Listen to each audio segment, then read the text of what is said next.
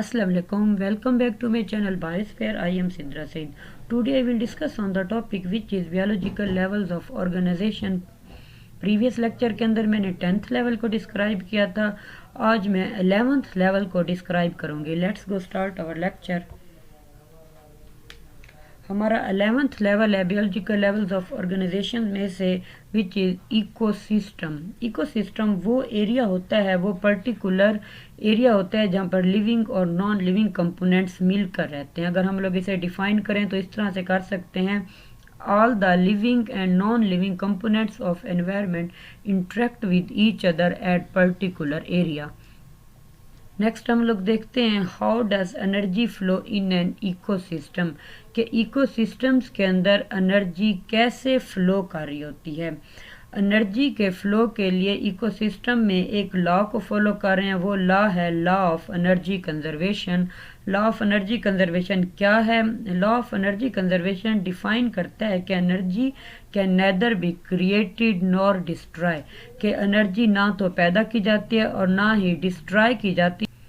In fact, it can only be transformed or transferred from one form to another form, कि ये एक form से दूसरी form में ट्रांसफ़र की जाती है एनर्जी इन एन इकोसिस्टम.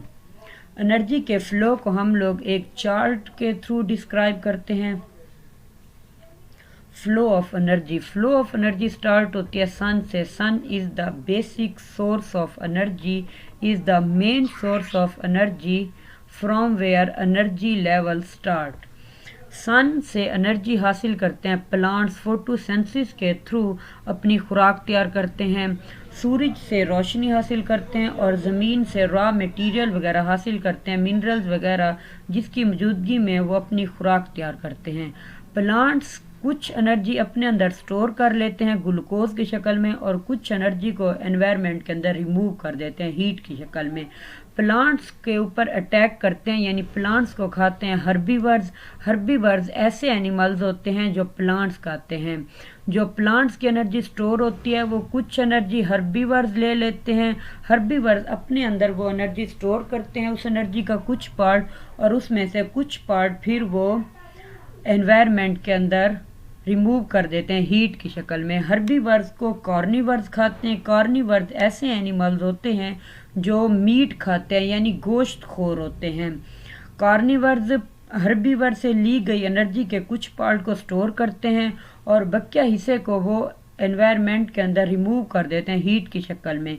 इस तरह कार्निवर्स, हर्बीवर्स और प्लांट्स को हम लोग प्रोड्यूसर कहते हैं. इनके जो डेड रिमेन्स होते हैं वो एनवायरनमेंट के अंदर स्टोर होते हैं. उन डेड रिमेन्स के ऊपर अटैक करते हैं decomposer. Decomposer are the small organisms which can not seen with the naked eye. These can only seen with the microscope. These are bacteria and fungi.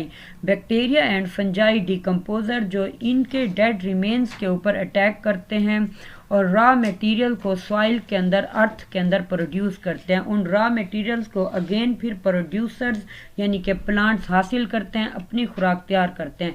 इस तरह ये एक एनर्जी का जो साइकिल होता है वो चलता रहता है एनवायरनमेंट के अंदर.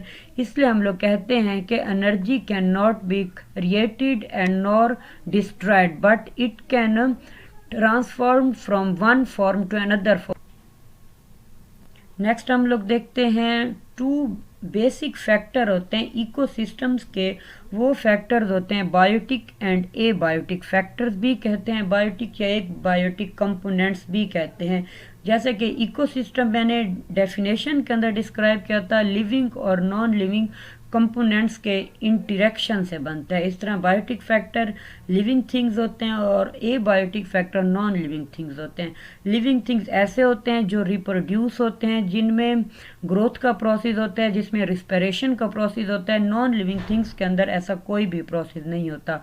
बायोटिक फैक्टर में प्लांट्स आ जाते हैं, animals, bacteria, fungus and protist वगैरह. These are the biotic components या biotic factors of the ecosystem. And abiotic factors are non-living things. These are water, soil, air, minerals and light वगैरह, these biotic or abiotic interact with each other to form the ecosystem. Thank you so much for watching my lecture. Next lecture के अंदर next level को describe करेंगे. Thank you so much and अल्लाह हाफिज़.